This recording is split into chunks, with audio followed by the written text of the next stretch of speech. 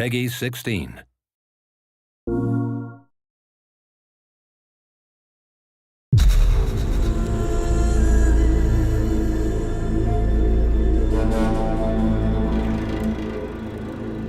Hi, my name is Mark Norris, Senior Producer for Guerrilla Games on Horizon Zero Dawn.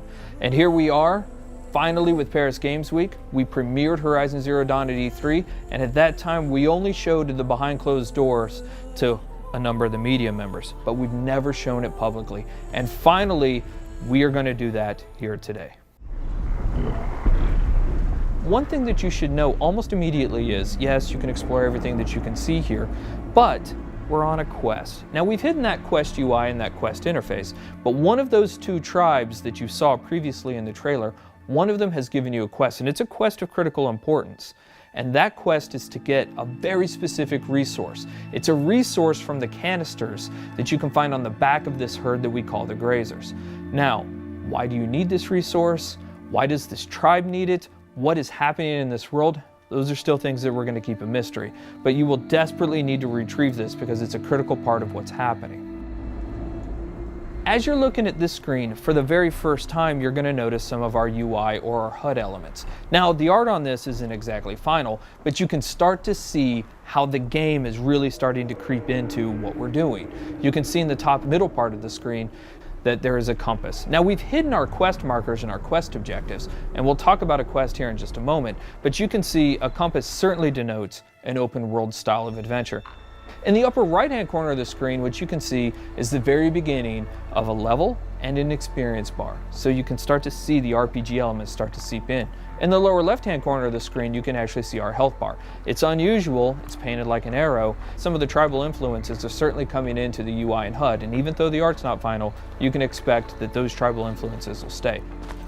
You've seen a number of locales inside of the trailer for Horizon Zero Dawn. You've seen some desert, you've seen some snow, and of course you see here the forest. And currently Aloy is crouched in what we call some stealth grass or some tall grass. Stealth plays an incredibly important part of Horizon Zero Dawn. In fact, you can see the UI element for this. Right underneath the compass is a little circle. That is in fact a stealth indicator. And so Aloy will need to wait for the right moment in order to introduce that stealth attack. Sorry, little one. So we mentioned that there are a couple of RPG elements, right? One of those things that you just saw, especially if you've got the keen eyes or if we zoom in on it, is the number 825 that just popped up. So that number 825 is incredibly important. Why? Because it denotes that there are, in fact, RPG elements hiding behind the hood. That is a damage value. We call that floating combat text, and you can see that number pop up. But now we've actually also gotten into the loot menu. Now, we've described previously how important the machine parts are to the world of Horizon Zero Dawn, but here we're showing you some of those parts. In fact, that flame coil that you can see on screen is one of the elements that's required to build explosive arrows. Now, machine parts are incredibly important. The economy, the entirety of the world of Horizon Zero Dawn is built around these machine parts. So here you can see Aloy picking up what is essentially a couple of health plants. Now, those will fill up your health if you get low, but the important thing here is actually what they represent.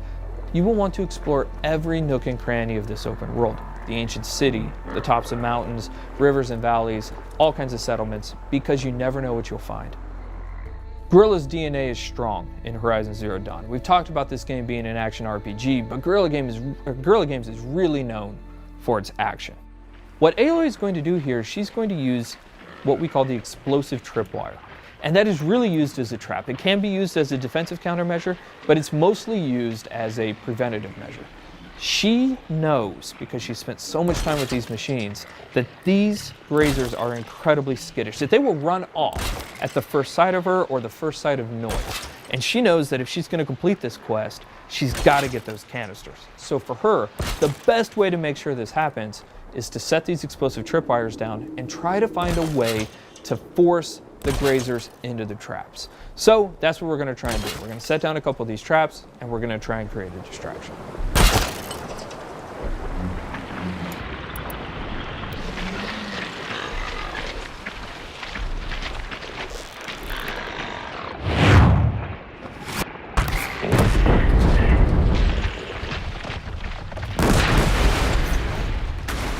The machines in Horizon Zero Dawn do have herd-like activities.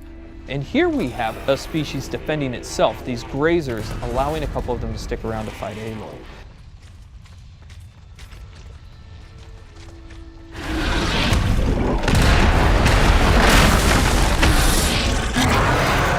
This is the mighty Thunderjaw. One thing that you will immediately notice is the size differential between Aloy and the Thunderjaw. The Thunderjaw is 24 meters long and it's 10 meters wide.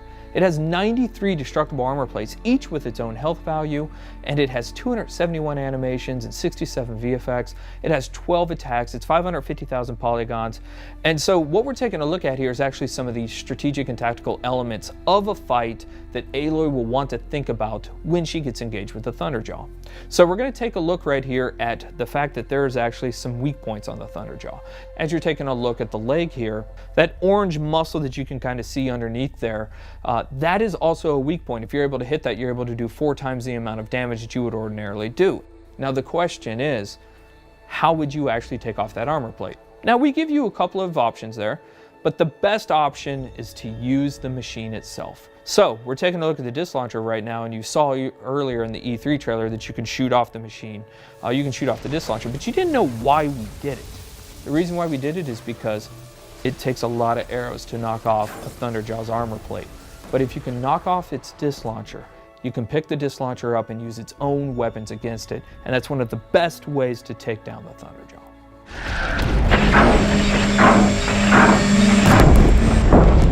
Fighting the Thunderjaw is an awe-inspiring experience. We talked previously about the fact that it has 12 attacks. A number of those attacks that you're seeing now you hadn't seen before. It's not that it has a tail swipe and a foot stomp and a little bit of a disc launcher attack. Shooting off those disc launchers is incredibly important for a second tactical reason. It has a 360-degree absolute assault with that disc launcher that makes it incredibly difficult for you to get anywhere close to it. So you're going to want to take off those disc launchers. But if you are, you'll notice now it still has a railgun and a mouth laser. So this thing's serious. Even though it's previously damaged, it still has a huge amount of attacks. So what Aloy is going to try and do here is try to find a way to tie the machine down so that she gets a brief window to figure out her next move.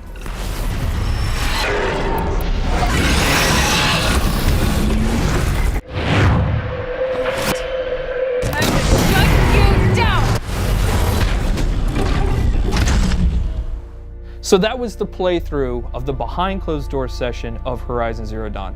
We cannot wait to show you more. We're going to show you something brand new and something huge next year. Thank you.